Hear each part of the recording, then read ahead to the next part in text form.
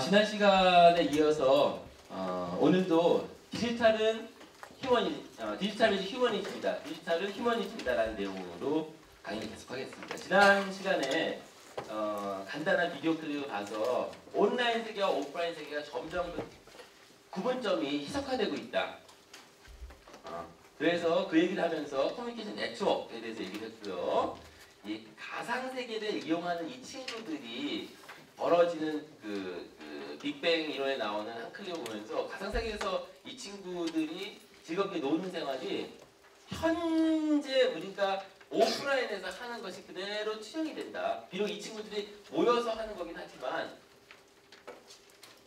한 사람은 미국에 있고 한 사람은 한국에 있고 그렇게 생각해도 전혀 다르지 않는 그런 상황에서 그 네트워크, 프렌드십, 그 다음 전혀 알지 못하는 사람과의 새로운 인간관계를 만들어내고 유지하는 것들이 지금 우리가 이렇게 직접 대면하면서 하는 것과 동일하게 유지되고 있다는 것을 배웠고요. 그래서 커뮤니케이션 테크놀로지 정의가 단지 물건이 아니다라는 거 배웠고 하드웨어가 아니다라는 거 배웠고요. 반드시 이 소셜 밸류라는 거 꼭 알아두세요. 모든 미디어, 모든 테크놀로지에는 가치가 반드시 들어가야 있다. 그래서 우리가 커뮤니케이션 연구자들은 뭐를 생각해야 된다고? 그러한 가치가 드러날 수 있게, 재현될 수 있게, 그리고 소비자들, 이용자들이 원하는 가치가 무엇인지를 파악해내야 된다. 그것이 테크놀로지다. 협의의 테크놀로지의 정의를 바라보지 마셔라. 그런 말씀을 드렸고요. 그래서 제가 한 예로 그 커뮤니케이션 테크놀로지의 역할 중에 하나가 그대로 재현하는 거다. 그리고 앞으로 테크놀로지의 발전도 저런 식으로 나갈 것이다. 그 하나의 예가 시리도 그런 예입니다. 그 아이폰 4S의 시리 아시죠? 혹시 모르시는 분? 오케이. 그래서 음성을 인식해서 하는 기능이거든요. 이게 왜 이 하나의 예가 되느냐? 이겁니다. 그 전까지만 해도 정보를 찾으려면 어떻게 했어요? 어떻게 했어요? 타이핑을 해야 됐잖아요. 이거는 인간의 본연의 모습이 아니에요. 왜? 이름이 뭐지? 희우. 우리가 이게 둘이 만났는데 이렇게 메시지를 전하지는 않거든. 우리가 메시지 전하는 방법은 희우야 안녕? 지난주에 뭐 했어? 신혜영 그렇지. 점심 뭐 먹었어? 무슨 라면? 어디에서? 난 먹었어. 나는 황태 해장국과 이렇게 대화가 되는 게 아주 자연스러운 인간의 커뮤니케이션 방식이거든요. 그러면은 테크놀로지가 진정으로 발전했다 라고 하면 테크놀로지가 어느 정도 수준이 돼야 되겠어요? 인간과 대화하는 식이 돼야 된단 말입니다. 시리가 그 첫 번째일 수 있다는 거예요. 근데 사실 시리는 단순한 음성인식 기능만 있진 않아요. 사실 더 중요한 게 그 배후에 있습니다. 인공지능 기능이 있어요. 그리고 오늘 다른 챕터에서 얘기를 할게요. 한글은 어려워요. 한국어는 기술화되기가 쉽지 않습니다. 왜냐하면 여러 가지가 있는데 물론 한국어 자체도 뭐 어렵다 이런 말도 하지만 사실은 많이 투자가 돼야 되거든요. 근데 한국어는 이 한국어를 사용하는 인구가 얼마 안 되잖아. 그러니까 기껏해서 우리나라밖에 없는데 해외 동포들이나 이 사람들만이 사용할 수 있는 언어이기 때문에 많은 투자를 할 수가 없습니다. 왜? 투자들이 뭐가 나와야 되잖아. 그래서 상대적으로 더뎌요.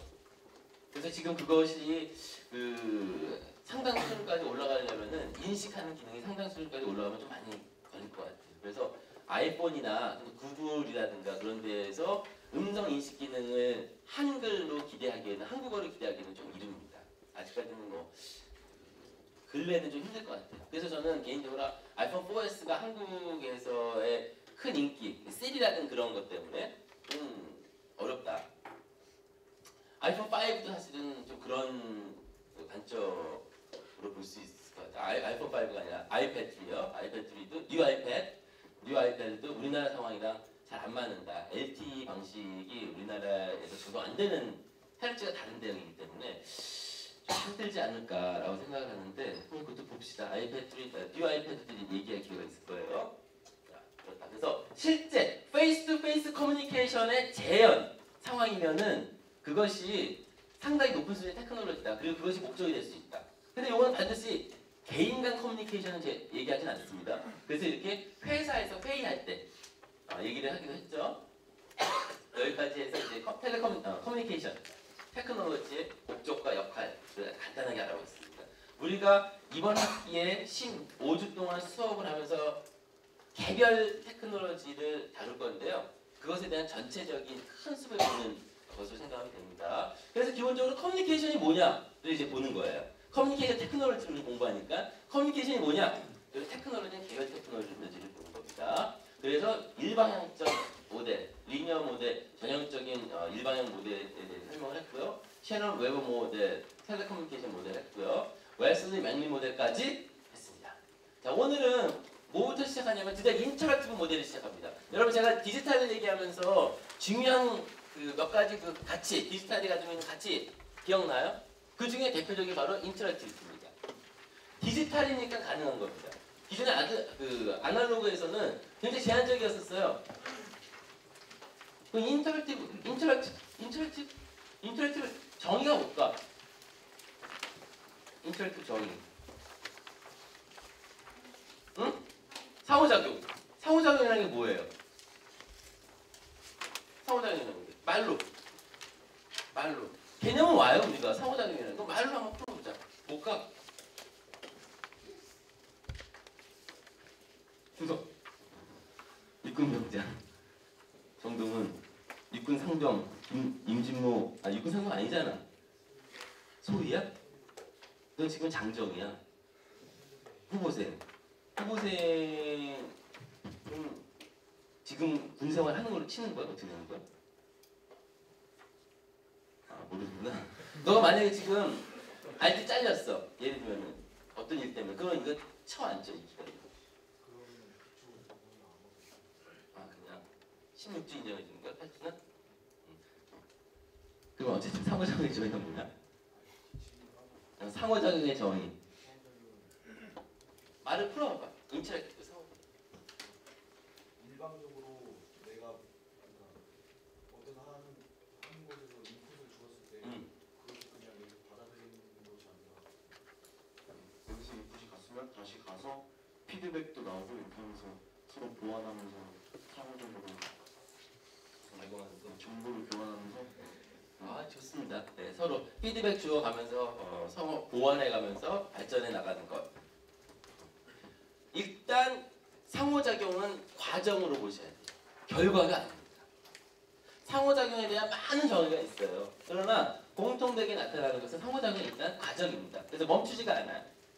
그래서 상호작용은 무한 루프와 같은 그 과정을 겪게 됩니다. 계속 발전할 수밖에 없어요.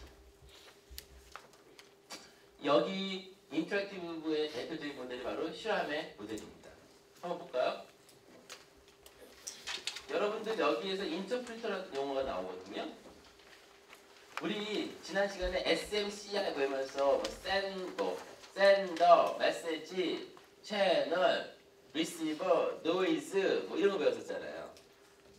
자, 그러면은 여기에서는 샌더, 리시버가 아니네. 그렇지? 샌더, 리시버, 트랜스미터, 리시버 이런 용어가 바뀌었어요. 이제는 여기에서는 인터프리터라는 용어가 나왔어요. 이게 커뮤니케이션의 그 역할을 새롭게 제시를 하는 겁니다. 뭐냐? 이제는 정보를 단순히 던지고 샌더, 받고 리시버가 아니라 정보를 어떻게 해석하느냐가 중요하다. 그래서 우리는 이제 인터프리터라는 용어를 쓰게 되는 겁니다. 그리고 그 메시지를 주고받는 것이 이렇게 원처럼 계속 돌아가는 과정. 우리가 아까 전에 얘기했던 것처럼 밥 먹었어? 말하면 먹었어요. 어디서 먹었어? 집에서 먹었어요. 교수님 뭐 드셨어요? 나 그 황태국밥 먹었어요. 이런 식으로 계속 발전합니다. 그런 과정 속에서 메시지가 돌아가면서 듣는 사람은 해석을 하고 또 보낼 때는 또 인코딩을 하고 이런 과정이 겪는 겁니다. 이게 왜 중요하냐면 여러분 이런 적 혹시 있습니까? 우리들이 뭐 두 사람한테 더 해볼까? 두 명이 있는데 내가 똑같은 메시지를 던졌어. 근데 어떤 사람은 똑같은 메시지를 던졌는데 어떤 사람은 아 교수님은 민주당 편이구나. 그리고 또 다른 사람은 아 교수님은 한나라가 아니지 새누리당이 편이시구나. 이렇게 받아들이는 경우가 있지 않을까요? 너무 정반대 아니어도 되고요. 메시지를 다르게 받아들인다는 게 예를 드는 거예요. 아 교수님은 굉장히 보수적이시구나. 아 교수님은 진보적이시구나. 이런 것들. 아 그 사람은 저기 뭐야 무상복지에 대해서 찬성을 하는 사람이고 찬성을 하는 사람이니까 굉장히 진보적인 사람이야. 아 그 사람은 무상복지를 찬성하니까 보수적인 사람이야. 뭐 이런 것들. 똑같은 메시지인데도 불구하고. 왜 그럴까? 바로 인터프리터의 역할이기 때문입니다. 메시지를 던진 사람은 동일하게 던지지만 받아들인 사람은 다르게 받아들일 수 있는 거야. 여러분 요즘 쥐 얘기 많이 들어요. 쥐새끼 얘기. 어떤 사람은 웃지만 어떤 사람은 안 웃어요. 이게 바로 어떤 사람은 제가 던진 쥐새끼라는 의미의 해석을 자기가 생각한 그것으로 치환을 하기 때문에 그런 겁니다.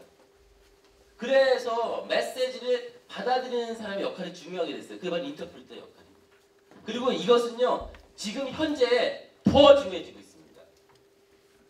제 관점에서 봤을 때는 앞으로는 메시지를 받아들이는 사람의 역할이 가장 중요해지게 됩니다. 무슨 말인지 잠깐 설명드릴게요. 배경 설명드리면요. 이전까지만 하더라도요. 정보가 굉장히 제한적이었었어요. 많은 부분에 있어서. 가령 예를 들면 정치적인 문제라든가 경제적인 문제라든가 이런 것들 우리가 간접적으로 들을 수 있는 채널은 매스미디어라고 하는 그 중에서 가장 대표적인 게 신문, 방송, 뉴스 이런 것이었었어요. 그래서 기껏해야 좀 나눠진다는 게 신문에서는 조중동 또는 진보 쪽 사람들은 한겨레, 경향 뭐 이런 것들 이 정도밖에 안 됐었거든요. 그러니까 정보가 그냥 제한적이에요. 여러분 인터넷 나오기 전에는 우리가 국회의원들에 대한 정보를 어디서 볼 수 있었을까요? 신문에서 우리 지역구에 있는 사람을 그렇게 잘 다룰까요? 안 다루죠. 그 사람들은 메인만 다루거나 중앙정치만 다루지 신문에서 서울, 노원구, 뭐 여기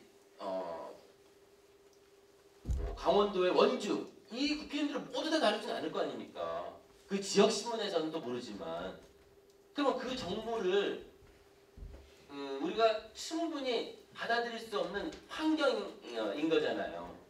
내가 알고 싶어도. 그렇기 때문에 디지털 시대 이전에는 제한된 정보 때문에 잘못된 판단을 할 확률이 굉장히 높았습니다.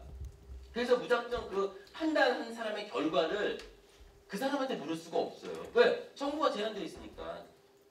근데 지금은 그리고 앞으로는 그런 확률이 옅어집니다. 왜? 우리가 어떠한 대상 또는 어떠한 무형의 가치 우리가 알고자 하는 궁금해하고자 하는 것에 대한 정보를 가상적으로 해서 이론적으로 얘기해서 무제한으로 우리가 받아들일 수 있어요. 여러분 인터넷 여러분 하시잖아요. 제가 유학 준비를 할 때만 하더라도요. 유학 준비를 한다는 게 뭐였었냐면은 학교에다가 지원서 내고 뭐 이런 과정이거든요. 이거를 다 실제 편지를 가지고 했었어요. 실제 편지를 가지고 했어요. 그러니까 시간도 오래 걸리고 돈도 들고 왜냐면 국제우편을 해야 되니까. 그리고 외국에 공부하러 간다는 것의 큰 장점이 뭐였냐면은 우리나라에 그것에 대한 충분한 정보, 자료가 없다는 거예요. 왜?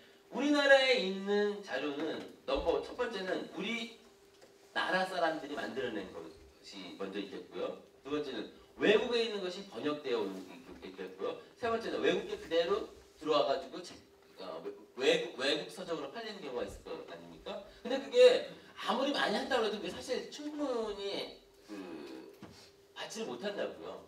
그래서 그러한 공부할 거리가 없어서 자료가 충분치 않아서 그리고 그 분야의 전문가가 많지 않아서 유학을 많이 갔었거든요.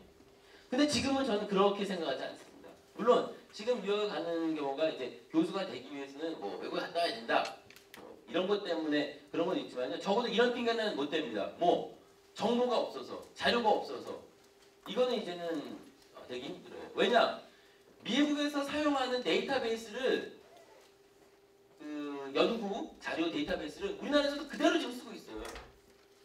광운대학교에서 지금 다 여러분들 쓰실 수 있어요. 도서관에서. 학교 도서관 가가지고 전자저널에 가보시거나 전자서점에 가보시면 거기 다 있습니다. 똑같아요. 이제 미국에서 공부할 때 찾는 자료는요 한국에서 다 있다고 봐도 돼요. 그리고 연구자, 훌륭한 연구자들 있다. 그분들한테 개인적으로 연락할 수 있는 기회도 이제 무궁무진합니다. 이메일을 통해서 하셔도 되고요. 요즘은 오픈 유니버시티라고 그 대학이 강의를 많이 열어놓고 있습니다. 무료로. 그런 대표적인 예가 아이튠에 있는 팟캐스팅이나 유니버시티라는 게 있어요. 근데 지금 그걸 독자적으로 뺐어요. 그래서 에듀케이션 섹션을 만들어가지고 대학, 중학, 고등학교에 이런 수업들을 다 공개를 하고 있습니다. 뭐 다는 아니지만 점점 많아지고 있어요. 그리고 제가 지금 이걸 녹화를 하는 이유도 바로 그걸 하려고 하는 거고요. 우리나라에서. 왜? 이 나의 지식은 내 게 아니거든. 나의 지식은 여러분들 거고 우리 사회를 위해서 어느 정도 컨트리뷰션이 될 수 있다고 한다면 그건 나가야 되는 게 맞거든요. 지식은 그렇게 계속 돌아야 되는 거거든요. 내가 혼자 가지고 있어봐야 내가 덕되는 게 아니거든요. 계속해서.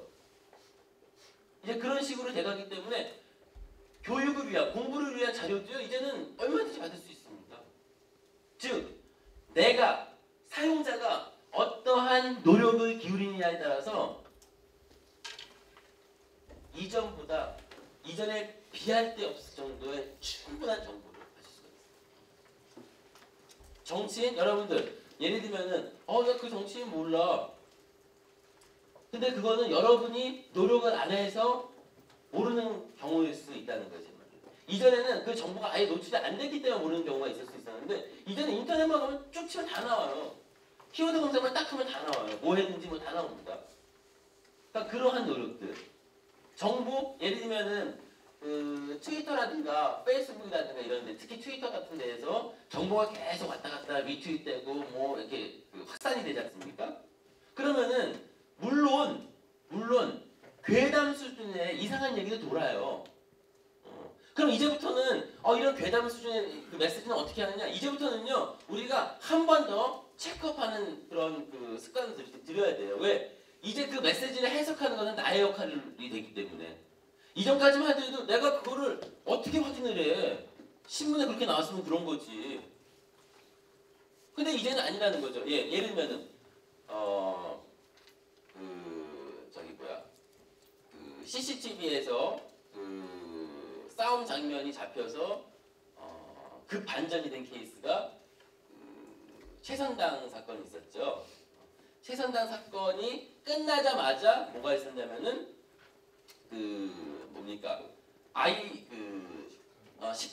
식당에서 아이가 손을 많이 대었었어요. 그래가지고 이제 그게 문제가 불거졌는데 반응은 전혀 반대로 나왔었습니다. 뭐였었냐면은 처음에는 첫 번째 글을 올린 사람들 이 식당 잘못됐다 그리고 주저주저를 썼어요. 그럼 이 사람에 대한 이야기가 진실인 것처럼 생각을 해서 이 사람에 대해 옹호하고 식당에 대해서 욕하는 글을 올렸었는데 그 이후에 그런 반전 사건이 일어나고 후에는 이거 뭔가 있는지 좀 보자. 뭔가 있는지 좀 보자. 저는 이러한 것이 뭐냐면은 새로운 환경에서 과도기적으로 문제가 발생될 수는 있습니다. 그러나 이것이 또 다른 쪽으로 하면은 컬렉티브 인텔리전스, 집단 지성이라든가 기타 등등의 그 필터링 효과 때문에 잠깐만 기다려봐. 좀 보자. 이게 맞는 건지. 이게 정말 맞는 건가? 키워드 검사 한번 해봐야지. 이렇게 돼 감으로써 정보를 받아들이는 사람의 노력을 필요로 하고, 그리고 그 기반으로 해서 정보의 선순환이 이루어질 수 있다. 그래서 제가 얘기하고자 하는 건 뭐냐, 지금 우리가 커뮤니케이터로서 인터프리터 역할을 해야 되고, 그리고 인터프리터 역할을 잘 하기 위해서는 그 정보에 대해서 내가 필터링하고 알아보고자 하는 노력을 기울여야 된다. 그래서 이제는 수용자라는 용어 정확하지 않습니다. 수용자가 받아들이는 사람은 그냥 어떻게 이용자라고 써야 됩니다.